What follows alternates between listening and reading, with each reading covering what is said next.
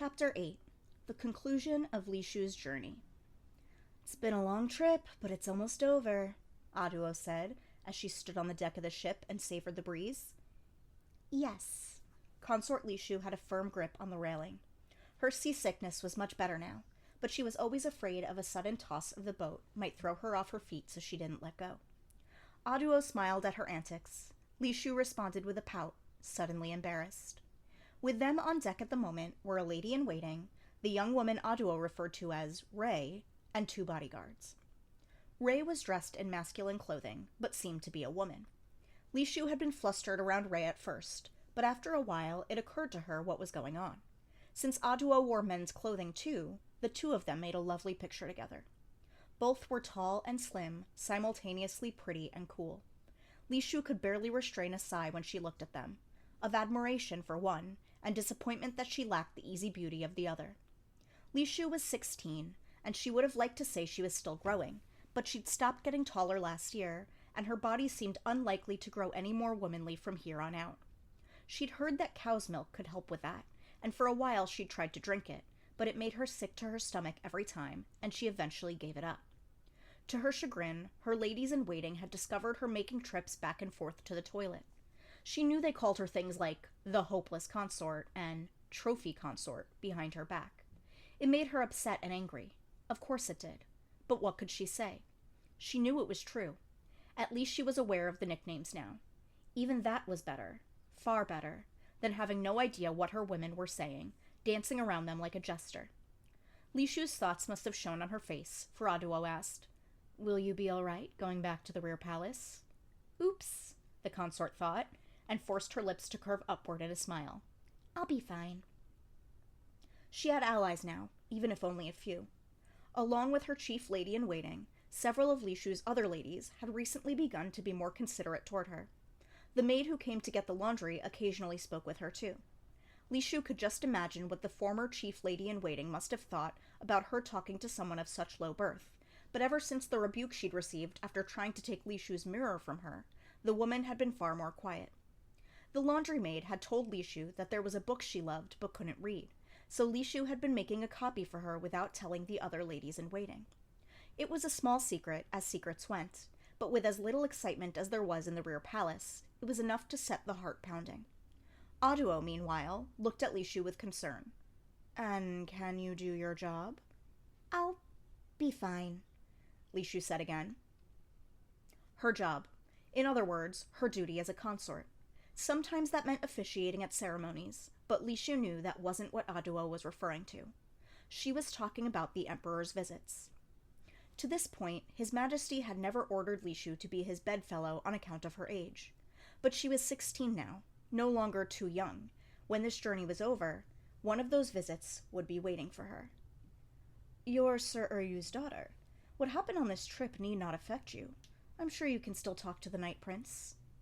The Night Prince, the man who had formerly used the identity of the eunuch Jinshi in the rear palace. It turned out that identity had been a cover. In reality, he was someone whose name could hardly be spoken. People referred to him as the Emperor's younger brother, or the Night Prince, instead. But as to that subject, Li Shu could only shake her head. Yes, she'd been quite smitten with him when he'd been in the rear palace. A youth who looked like he had jumped out of a picture scroll, who always had a gracious smile even for her. She knew very well that it amounted to flattery, because she was an upper consort. But it still made her happy to have someone call her by her name and say kind things about her. Before, long ago, when she was callow and ignorant, Li Shu might have responded joyfully. The idea that someone so beautiful, someone she had been so taken with, could conceivably become her husband was like a dream.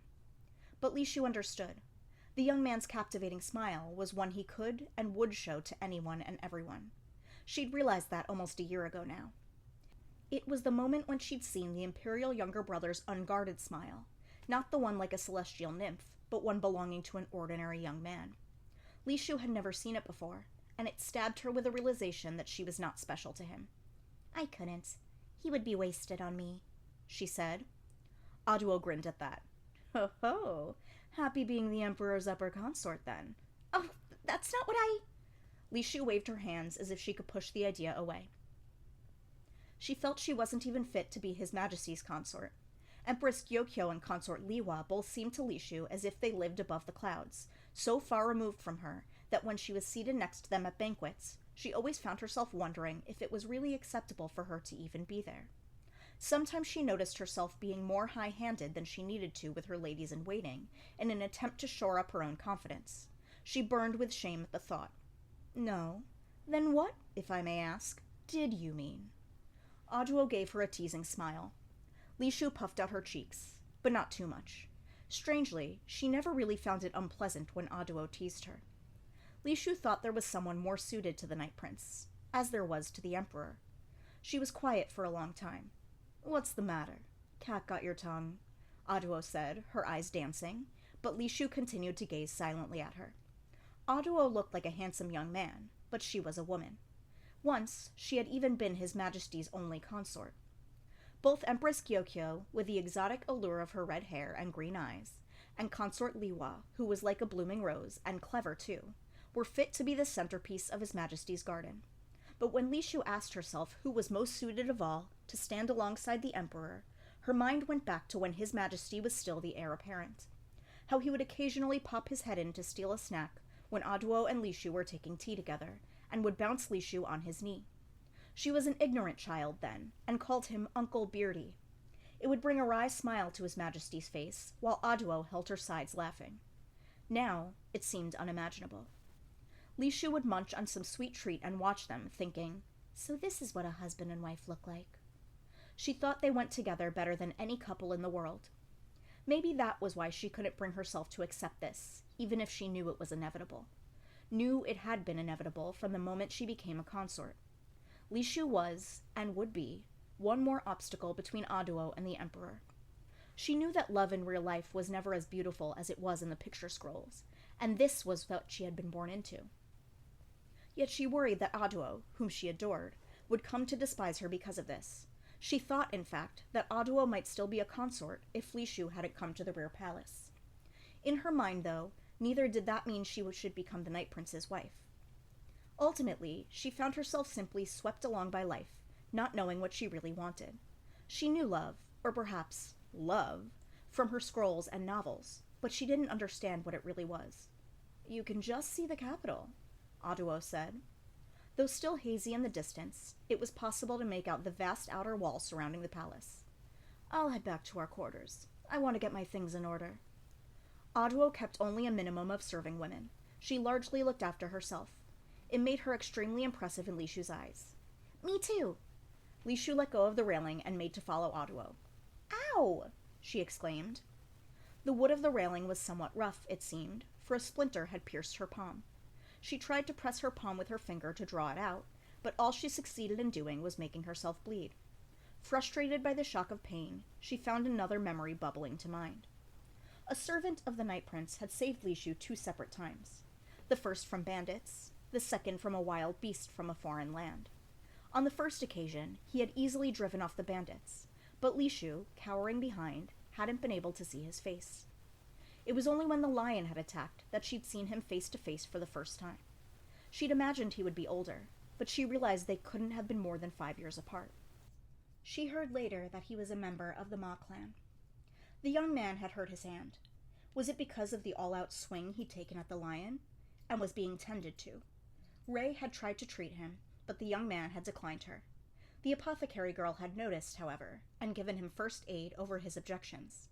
The apothecary was so aloof, and the young man, despite his griping, had allowed himself to be treated. Lishu saw that they must be good friends, and the thought made her sad. More than once during their stay, she had fretted about whether she ought to thank him, but in the end, she was so embarrassed that he'd seen her reduced to a sniffling wreck that she couldn't work herself up to talk to him. The young man might be someone else's servant, but he also came from a respectable house himself. Maybe he took Lishu for a little girl who didn't know her manners. She wished she could at least send him a letter, but her position didn't allow that either. Even if she could have sent one, though, she knew she never would have. She just didn't have it in her. Lishu felt a wave of depression. She returned to her cabin, gazing at the splinter in her hand. I guess this is goodbye for a while, then, Aduo said lightly as she climbed into another carriage. Originally, they were supposed to part ways at the ship's landing, but Li Shu had begged and convinced Aduo to let her share a carriage back to the capital. Li Shu really wished they could have been together all the way to the palace, but she gave up on that idea. Aduo might have indulged her, but Li Shu could see her own attendant growing ever more uncomfortable. She decided not to bother Aduo any further. Li Shu watched Aduo through the window of her carriage as it departed, and then her own transport started back to the rear palace. The 6 weeks of travel, to which she was unaccustomed, had been hard on her. She'd spent day after day in a carriage or on a ship, feeling her skin bake under the hot sun. There had been bugs, and to cap it all off, she'd been attacked first by bandits, and then by a lion. Talk about kicking someone when she was down. Yet the truth was, it had been fun. Life in the rear palace boasted every convenience, but it was boring. Li Shu was glad to finally be seeing her ladies-in-waiting after so long, but she knew that included some who didn't like her very much. Without them, though, Li Shu would never have been able to maintain her dignity as a consort. She looked at the lady-in-waiting beside her. Ever since the lion attack, she'd served Li Shu with a look of fear on her face. She'd been assigned to wait upon the consort by Li Shu's father, yet she had all but ignored Li Shu. Maybe she'd been told to do so by Li Shu's half-sister, or maybe she believed the rumors about the consort being an illegitimate child. Maybe both. Li Shu was secretly relieved that the woman wouldn't be coming back to the rear palace with her. The carriage passed through the gate of the palace, the driver presenting a seal that served in lieu of written permission to enter. Li Shu had assumed they would proceed directly to the rear palace, so she was surprised when the carriage came to a halt, with the rear palace gate still some ways off. "What's going on?" she asked the lady-in-waiting with her. Uneasily, the woman tried to get a peek at the driver, then she looked back at Li Shu just as uncomfortably. "It appears they wish to speak with you, ma'am." At that moment, several middle-aged women boarded the carriage. Li Shu hadn't seen them in the rear palace. From their outfits, she assumed they were court ladies who served in the palace proper. "Lady Li Shu," said the one in the center, kneeling before her, "please accept our humblest apologies. But for the next month, you will be asked to live outside the rear palace." She lifted her head and looked Li Shu in the eye.